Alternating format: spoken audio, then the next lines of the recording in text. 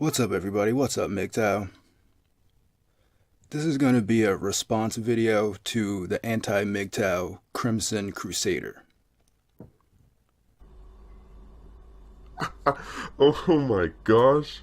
I'm on YouTube now before I even start making my first video?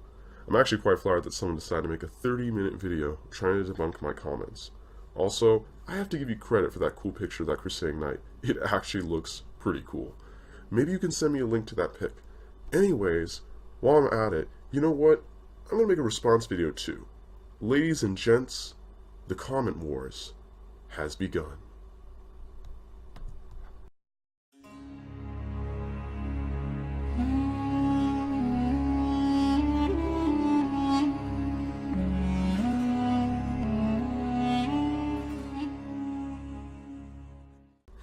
All joking aside, good morrow, my fair ladies and honorable gents. It is I, the Crimson Crusader, your #1 source for anti-MGTOW content. Originally, I was considering making a YouTube channel about anti-MGTOW content, but this response video about my comments has encouraged me to create this YouTube channel and this video in order to expose many of the fallacious arguments I keep finding throughout the MGTOW community. Now, this video is going to be my first official video where I will be responding to a video made by a MGTOW YouTuber called Square Peg. The video he made was a response video to our little discussion or debate in the comments section on one of his videos about a month ago. Now, the reason I'm responding so late is because I want to make sure that I had enough time to craft my response so that I could be thorough and try to be as fair and accurate as I could. Throughout this video, I am going to be defending my stance while also challenging and analyzing Square's arguments. The focus of this video is to respond to MGTOW arguments that Square presents. I want to make it clear that my intentions are to defend myself, and anything I say is directed towards Square's ideas or his worldview, and is not meant to make personal petty attacks on him. To make sure this video is succinct and to the point, I will be responding to clips of what Square has said, and I will be paraphrasing some of his arguments. If I unintentionally strawman you, Square, in some way, my apologies in advance, as I am not trying to misrepresent you. Feel free to call me out on that, and also, I'll be splitting my response into 2 videos, because I have a lot to respond to. So, yeah, this video will be my part 1 of my response, where I will cover at least the first half of Square's 30-something minute response video. And I cannot fit all my responses into one video, so that's why, we're splitting this up into 2. Anyways, I'm hoping this video will show the MGTOW community that the anti-MGTOW community is not some joke with no valid points. I'll be giving more information about my channel and other stuff at the end of this video, because, this intro is already getting too long. Anyways, let's jump right into our response. Alright, in the beginning of your response video, Square, you state you are a libertarian capitalist that believes in esoteric philosophies and modern science. Now, right off the bat, your beliefs already conflict with each other, which makes it harder for me to understand what perspective and arguments about women in society you actually have. The first problem with this belief system is that you fail to understand that esotericism and modern science conflict with each other. For those who don't know what esotericism is, it is the belief that knowledge is restricted to a certain group of people, or certain groups. The reason why this conflicts with science is because science states that all knowledge can be universally observed and proven by anyone. Under the scientific method, the truth should be available to all who seek it, and under the esoteric philosophies, the truth is only revealed to a select, small group of elites. If you ask me, esoteric philosophy sounds kind of cultish. As for your views on economics, I agree that capitalism is by far the best system for a modern society to grow. When it comes to your view on politics, I absolutely disagree with the idea of libertarianism. The problem with this is that an individual has free reign to do whatever he wants without the government acting as a neutral third party to hold him accountable. This explains why many libertarians seem to want to diminish government. Since many MGTOWs are libertarians, this kind of perspective may explain why MGTOW seem to be hostile towards alimony, child support, and the court systems. It's possible that MGTOW are unconsciously trying to mask the responsibilities of men by blaming it on general corruption and female nature, common arguments you find throughout the MGTOW community. Now, we are about to see here how misleading these arguments and ideas are, and how they're simply not true, and they lack solid evidence to even be proven. Now, let's see what else is contradictory.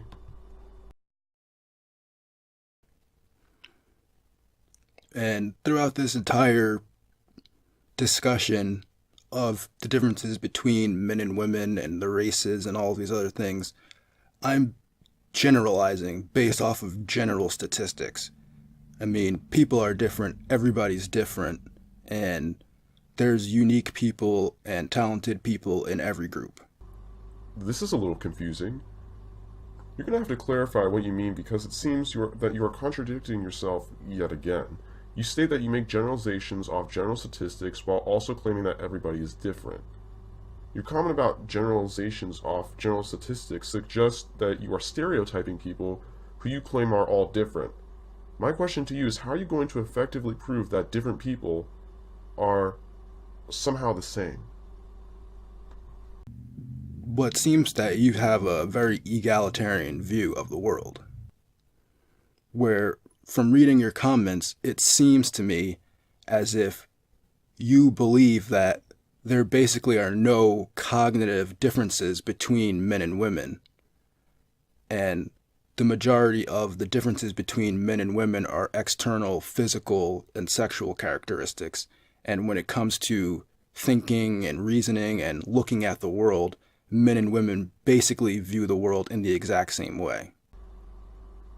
Whoa, now, what really surprises me is how you assume that I am somehow egalitarian.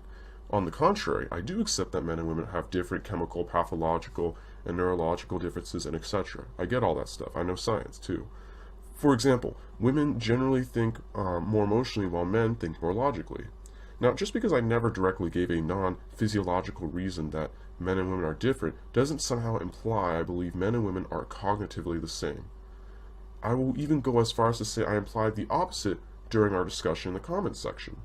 If you look at my explanation for the mother getting the custody of the children, I meant to show that the woman is biologically and emotionally disposed towards the nurturing and support of younger children, and are therefore not the same as men. That is why they usually receive custody.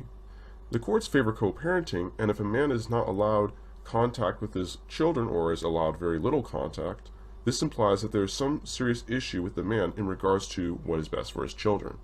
So, as you can see here, I also believe that science is real too. In fact, I think every anti-MGTOW would probably agree with you about this topic, except for some ignorant ones and of course the crazy feminists. Now, I am going to skip and not respond to the next part of this video where you explain behind the science of how men and women are cognitively different, because I think we're pretty much on the same page. After the science lesson, you talk about the war bride theory, which is basically the idea that women have somehow naturally evolved to be less connected to their male partners, causing them to be disloyal to their spouse. Apparently, this psychological aspect that you claim is found in women and is triggered when a man fails in some way.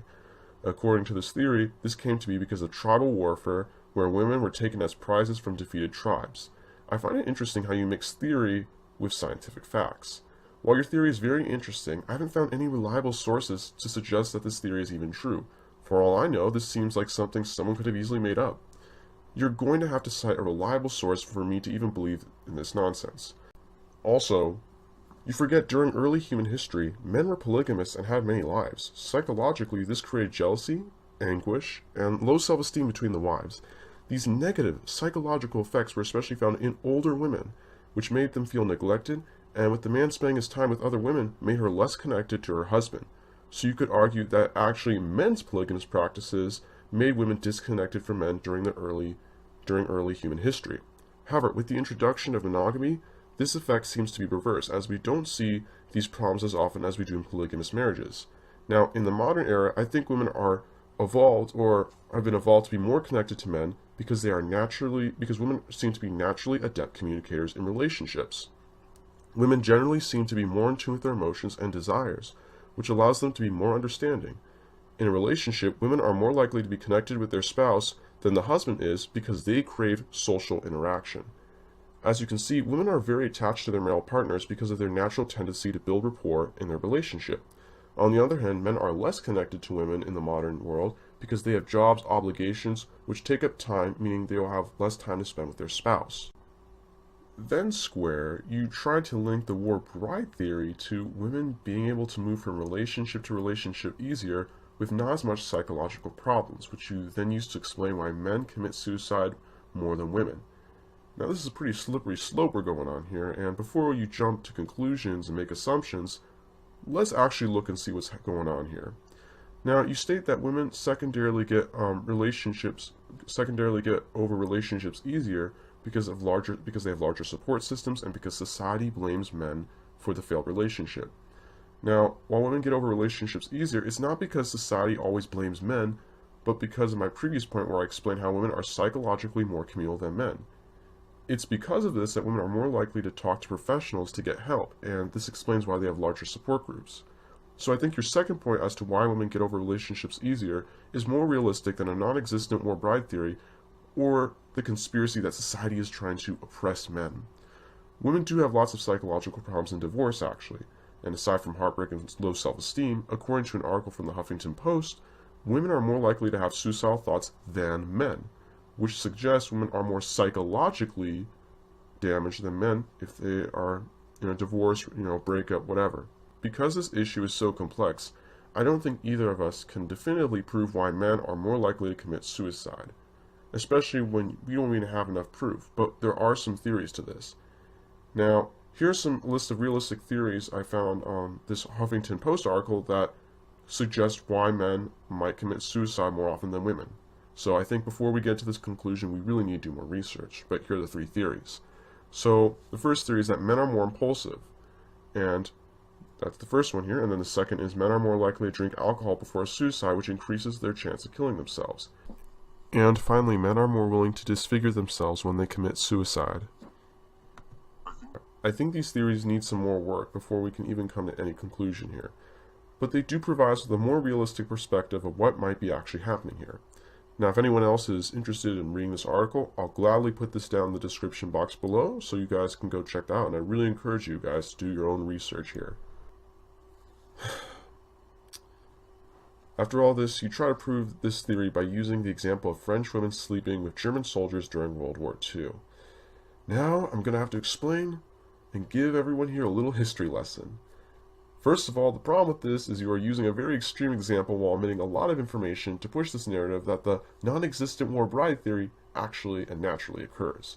What you don't understand is that when the Nazis took over France, they stole natural resources and either killed men or put them in forced labor camps, which left women to fend for themselves. Women had little to no protection, because of the execution of their husbands.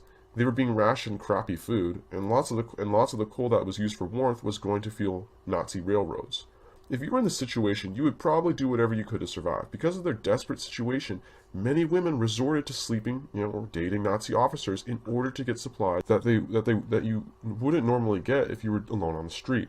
This situation doesn't prove your theory, but it rather proves how humans are naturally flawed due to their selfish desire of self-preservation, which you're going to find in both men and women. While this isn't a good thing, what women did during World War II, the French women, we should show some sympathy towards these people who had to go through this terrible period of human history. If you were in this situation, I think you would probably do the same thing, if it was a matter between life and death. The point to remember here is that we should not be using extreme examples to prove that something naturally occurs, especially when you're leaving out a lot of information here.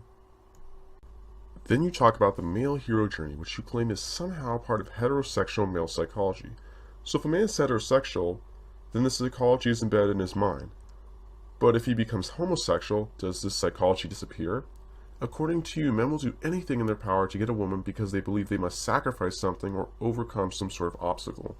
Apparently you think this is because men over thousands of years had to face nature and return home with a bride or had to capture one. Your evidence to support this doesn't really make any sense, which leads me to believe this concept is also fake. Again, to me this seems more like a theory than actual reality. Can you show me some historical evidence to prove this, or show me at least an article where a professional endorses this idea? To me it sounds like you're confusing neediness with the hero's journey psychology. The hero's journey psychology is the journey a man must go through to find his true self, not a woman. You probably haven't noticed this, but it is very common for women to act just as needy as men. Neediness does not come from some innate part of one's mind, but rather it's a mindset when someone is in a state of desperation. Neediness is something that comes out of extreme insecurity and fear. Basically, it's commonly found in both men and women. By claiming that men are designed to do anything to get a woman is degrading to men because it therefore implies all of us are extremely fearful and insecure. The needy mindset is something that is not just exclusive to one gender. Even by itself, this concept doesn't make any sense because you claim that it's found throughout male, because here you claim it's found throughout male psychology, but it somehow only applies to heterosexual men. How can a supposedly universal theory that applies to a gender only affect certain groups of that gender? See the problem we're having here? Your own theory defeats itself. After this, you try to claim that I am confusing hypergamy and dominance with basic opportunism based off the false assumption that I believe men and women have no differences. Then you claim that dominance is about men dominating other men, not women, which is confusing to me because you're either talking about some sort of theory or you were trying to redefine the word dominance. I also want to clarify that I never brought up basic opportunism or dominance in my comments, so it's pretty obvious to me that this argument about me being confused is something you made up. Secondly, how can you possibly believe that I would confuse the word dominance with being opportunistic? Those words are completely different from each other, and I find it insulting that you would not only make this up, but try to make me look as if I don't even know my own vocabulary. Then you agree with me that all animals, which you seem to categorize people as in your video, will take an opportunity if it is presented to them, which I guess would be your definition of basic opportunism. First, I never said or implied this, and second, do you really think humans are animals?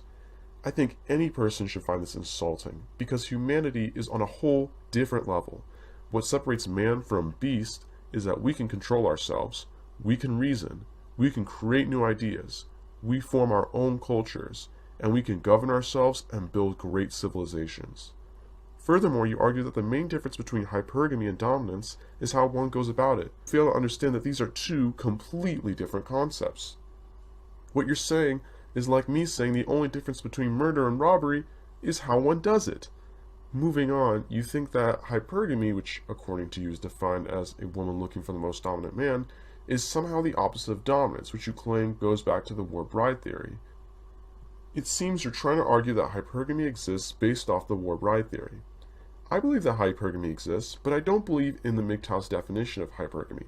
I think hypergamy, or really the act of hypergamy, trading up monkey branching to someone with higher social status, is a selfish practice that is more of a selfish practice than something biologically ingrained in our psychology. A theory that is illogical and with little to no credibility is very weak evidence to support hypergamy.